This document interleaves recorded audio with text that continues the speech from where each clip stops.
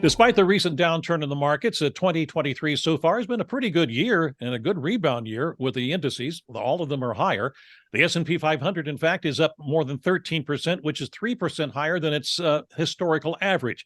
So, Kim, can you, and I know you can't do this, but you can't predict things, but do you think the S&P 500 will hold on to its gains for the rest of the year?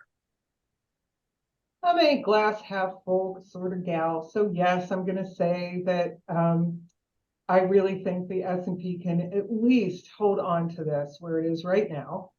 I look at interest rates, and yes, I am the math person here, but interest rates matter unbelievably to calculating what a worth of any asset is, because what you're going to do is you're going to tally up what you think that asset brings in earnings over the next, we'll just call it 10 years. And then we use the 10-year rate to bring that money back to today's value, right? And this has to do with the time value of money. So higher interest rates mean lower returns, essentially, for companies.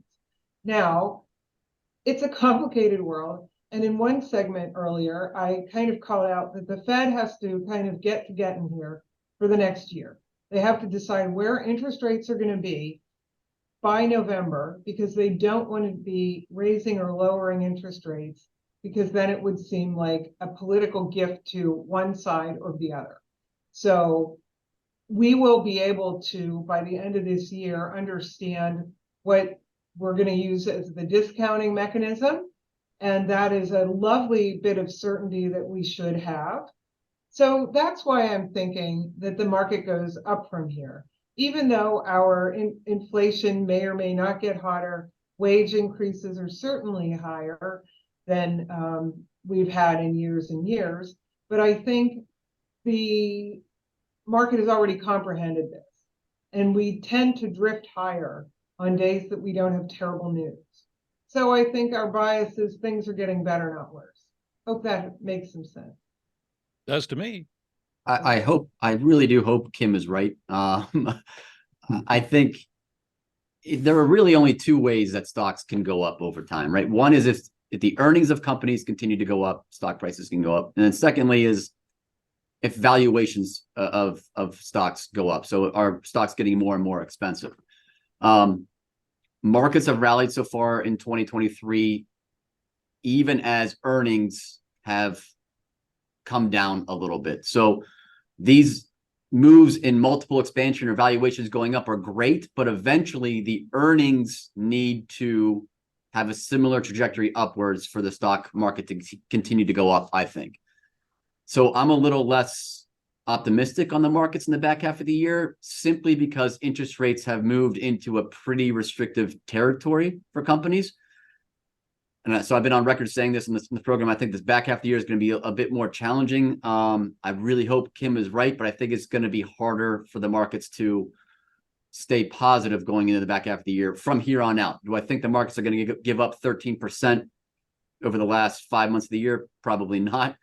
But I think it's going to be a bit more of a bumpier ride, certainly for the rest of 2023. We have 1 minute to go. Carrie. I'll just say quickly, I kind of lean towards what Michael is saying.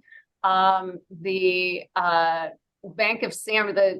Reserve Bank of San Francisco said recently that by the end of September, people will really have depleted their pandemic savings. We've got student loan payments coming back. I think that summer is over and people are going to look at their credit card bills from all the travel, and we may see a slower end to the year.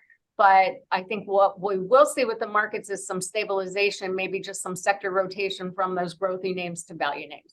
All right, Frank, quickly, just nod your head. Yes, you agree, or no, you just disagree with everybody? Well, yes, I agree with Kim.